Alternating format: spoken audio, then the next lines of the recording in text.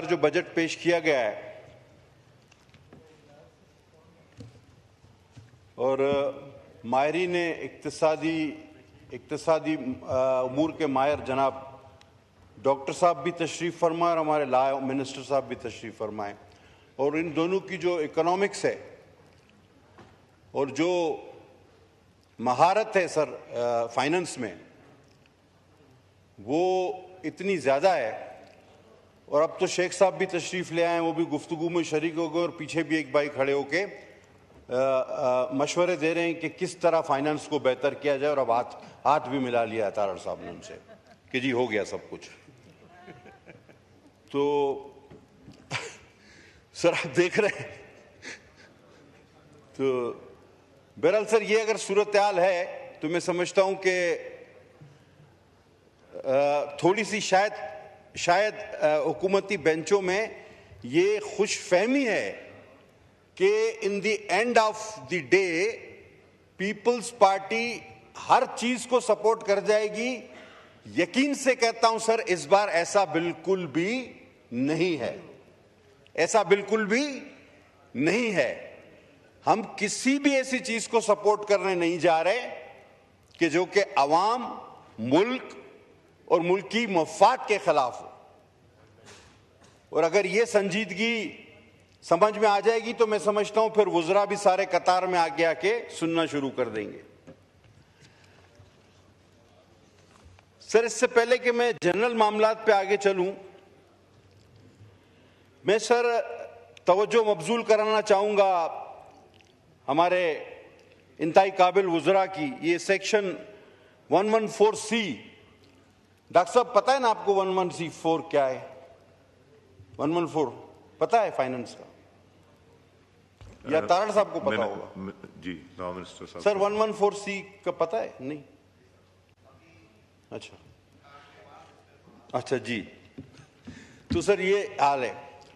अब सर ये 114C जो है ये नाअहल अफराद है। इसमें ये इस बार कहा गया है कि ये बैंक अकाउंट नहीं खोल सकते, ये अपने ही अकाउंट से पैसे नहीं निकाल सकते, एक हद से ऊपर ये स्टॉक मार्केट में नहीं जा सकते। सर ये आर्टिकल 23 जो 23 है हमारा और 818 का तो खिलाफ वर्जी है ही है एक शख्सी आजादी की। इनकी मनकूला और गैर मनकूला जायदाद ये बेच नहीं सकते, खरीद नहीं सकते, इनके अकाउंट सीज हो सकते हैं और ये इनके सर आर्बिट्री परसेंटेज, एक ख्याली परसेंटेज सेट की गई है, यानी नोटिस नहीं देगी, अकाउंट्स मंजमद कर देगी और रकम निकाल देगी। सर ये 104 आपका आर्टिकल है मुनसिफाना ट्रायल का कॉन्स्टिट्यूशन में, ये उसकी शदीद खिलाफ वर्जी है। सर ये कारोबारी अफराद को टोटल एफबीआर के रहमो करम पर करता है। सर ये एफबीआर को क्या आप कोई जल्लाद बनाने जा रहे हैं? नैब से तो चले ये भी बात हो चुकी, मैं रिपीट नहीं करूंगा। मतलब मुझे समझ में नहीं आ रहा कि ये हुकूमत को किसने मशवरा दिया है। मुझे यकीन है कि इस हुकूमत में इतने काबिल लोग हैं मेरे बड़े भाई तारड़ साहब की तरह कि वो ये नहीं कर सकते थे। ये बाबुओं ने कुछ इनको लिख के दिया और उन्होंने पढ़े बगैर ही हमारे सामने इसको रख दिया है। अगर ये इसको पढ़ते तो मैं नहीं समझता कि वो ये बातें यहां लाते। अब सर इनलैंड रेवेन्यू ऑफिसर की तैनाती को दे दे, ये 175C है सर इनका 175C। ये कहते हैं किसी भी कारोबारी मकाम पर एक शख्स को एफबीआर जाके खड़ा कर देगा कि देखो ये कारोबार से किस तरह नफा नुकसान हो रहा है। यानी आपके ऑफिस में भी वो आपके सर पे खड़ा हुआ होगा, आपकी फैक्ट्री में भी आप वो तैनात कर सकते हैं, आपकी दुकान पर भी लाके उसको एक कुर्सी दे के बिठा सकते हैं। वो सर इसमें अच्छा हुआ ये नहीं लिख दिया इन्होंने कि बेडरूम में वो देखे कि राइट साइड पे इसको सोना है या लेफ्ट साइड पे सोना है, वो भी ये फैसला करे ये आदमी। ये अच्छा हुआ ये इनसे रह गया। सर ये इस किस्म के इकदामात में एक एक करके आपको बता रहा हूं। अब सर सेक्शन 14AC, ये सर मनकूला और गैर मनकूला जायदाद की मुंतकली है। सर अब जो शख्स सेल्स टैक्स एक्ट में रजिस्टर्ड नहीं, वो ये सारी चीजें नहीं कर सकता। इसमें टैक्स गुजार को सुनने का कोई हक नहीं, और ये टोटल अफसरान के रहमो करम पे होगा। और सर यानी कि अब इनकम टैक्स का एक ऑफिसर, पहले आपको उसके पास पेश होना पड़ेगा और आपको बताना पड़ेगा कि मैं क्या चीज खरीदने के काबिल हूं और मैं क्यों काबिल हूं, मैंने ये पैसे कहां से लाए, कैसे आए। और अब मैं सर खरीद ले तो उसके बाद तो टैक्स वो हमेशा देता ही है, लेकिन अब पहले आपको बताना होगा कि मैं फलां चीज खरीदना चाहता हूं, अब वो उस पर मुनस्सर है, वो कहे कि भाई तुम नहीं खरीदो। यानी हक के कारोबार भी मशरूत कर दिया गया है इनकम टैक्स के ऑफिसरों से, कि वो अब आपको बताएंगे कि आप क्या खरीद सकते हैं, क्या बेच सकते हैं, क्यों खरीद रहे हैं, क्या खरीद रहे हैं। अब ये कोई अक्लमंदी वाली चीजें हैं?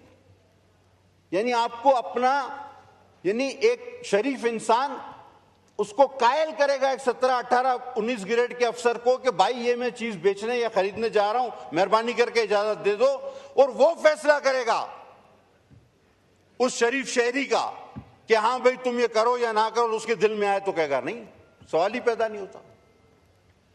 अब सर ये सेक्शन इनका है 37AA और AA, ये इनलैंड रेवेन्यू, ये शक की बुनियाद पे किसी को भी गिरफ्तार कर सकते हैं कमिश्नर की इजाजत के बगैर। सर ये इख्तियार तो नैब को भी नहीं था, ये इख्तियार FIA को भी नहीं है, ये सिर्फ इजराइल के पास है। ये इख्तियार अल्लाह ने सिर्फ इजराइल को दिया और अब इन्होंने FBR को दे रही है कि बगैर नोटिस के इजराइल अल्लाह ताला के हुक्म पर जब चाहे किसी की जान ले सकता है। ये इजराइल के बाद ये इख्तियार सिर्फ इनकम टैक्स को दिया जा रहा है। बहरहाल, और उसके गिरफ्तारी के बाद तहकीक होगी कि आया ये शख्स गलत था या सही। अब आपको पकड़ के जूते मारते हुए हथकड़ी लगा के रोड से ले जाएं कमीज उतार के, और 2 घंटे या 4 घंटे दूसरे दिन बाद कहें कि नहीं यार ये शरीफ आदमी था, छोड़ दिया। ये कहां की अक्लमंदी है कि गिरफ्तारी के बाद एक शरीफ इंसान के उसको जो है बेगुनाह करार दिया जाए। ये सेक्शन 37A और AA है, ये पढ़ लेते काश। अच्छा, आप कह रहे हैं जी सोलर पर 18% टैक्स, बिल्कुल भी नहीं करेंगे हम इसकी हिमायत। अच्छा, कह रहे हैं इंपोर्ट पर 18% टैक्स, आप मुल्क में जो है वो सोलर जो है वो खरीदे। वो भाई आपने मुल्क में इंजीनियर कौन से पैदा किए हैं, वो कौन सा इतना अच्छा सोलर पैनल बना रहे हैं। सर अगर पाकिस्तान में बनने वाला पैनल 5 यूनिट पैदा करता है तो उतने ही पैसे का जो हम बाहर से यूनिट मंगाते हैं वो 100 यूनिट पैदा करता है। आप या तो मुल्क में सोलर की उसी तरह की उस स्टैंडर्ड की लगाते, इंडस्ट्री लगाते, आप उसी सतह के सोलर पैनल बनाते जिस तरह के चाइना से आते हैं, जापान से आते हैं, जर्मनी से आते हैं, आप उस स्टैंडर्ड को मीट करते। नहीं, आपने ये तो किया नहीं। आपका सोलर पैनल जो मुल्क में बन रहा है वो लगता है कि रेडियो है जो कि बजता नहीं, वो डब्बे की तरह है, वो पुराना रेडियो लगता है जो बजता भी नहीं है। और वो सोलर पैनल इतने जदीद है, अब हम जबरदस्ती ये खरीदें वो खरीदेंगे तो 18% टैक्स लगेगा, और आप फिर कहते हैं कि हम मुल्क को तवानाई के बहरान से निकालना चाह रहे हैं। आप झूठ बोलते, आप चाहते ही नहीं कि ये मुल्क तवानाई के बहरान से निकले। वैल्यूएशन, इस पर मुझसे फेडरल मिनिस्टर ऑफ फाइनेंस मुत्तफिक हो गए। कराची की बात करूंगा, 5 लाख रुपए की जो जगह है उसकी FBR ने वैल्यू रखी है 25 लाख रुपए। अब टोटल वो 5 लाख की वैल्यू है, उसकी 25 लाख कहां से लाए कोई 25 लाख वाइट मनी। तो हुआ क्या इससे, अब इनको खुद अंदाजा नहीं कि लोगों ने रजिस्ट्रार के पास जाना बंद कर दिया, 2 गवाह रख के वो शरई मुआहदे करा रहे हैं। लेकिन मैं इसमें शुक्रगुजार हूं, मेरे दोस्त जो फाइनेंस मिनिस्टर नहीं रहे, अली साहब भी और हमारे फाइनेंस मिनिस्टर भी, ये मुझसे एग्री करते हैं कि हाँ ये गलत है। इन्होंने एक चीज कही थी मुझे कि आप मुझे निशानदेही करें। सर मैं अपने हल्के तक की तो निशानदेही कर सकता हूं कि कहां की जो है ना रकूम गलत रखी गई है, वैल्यूएशन हाई रखी गई है, लेकिन पूरे कराची का सर्वे सर मैं ये इन जल्लादों से, इजराइलियों से करा ले सर, इतनी बड़ी जब इनको इतने इख्तियारात दिए इनकम टैक्स वालों को, तो ये इनसे करा लेना। हम एक पूरी कराची का सर्वे मैं कहां से जाके करूं सर? अब आप आ जाए सर, एक पूरे पाकिस्तान में, पूरी दुनिया में पाकिस्तान एक वाहिद मुल्क है, एक अनोखा मुल्क है कि जिसमें हमारा मकामी माहीगीर। पटेल साहब, आपके विप ने लिख के दिया कि आपको पार्टी की तरफ से एक्स्ट्रा टाइम दे दूं, तो इसलिए एक्स्ट्रा टाइम। जी बहुत शुक्रिया सर, मैं इंतहाई शुक्रगुजार हूं आपका सर। मैं सिर्फ इतना कहना चाहता हूं सर कि ऐसा बजट ऐसे वक्त में आपको सूट नहीं करता। मैंने जब पूछा दो चार इनकी शिकें, किसी ने नहीं पढ़ा इसको, हमारे दोस्तों ने अभी तस्दीक भी हो गई, इनको पता ही नहीं।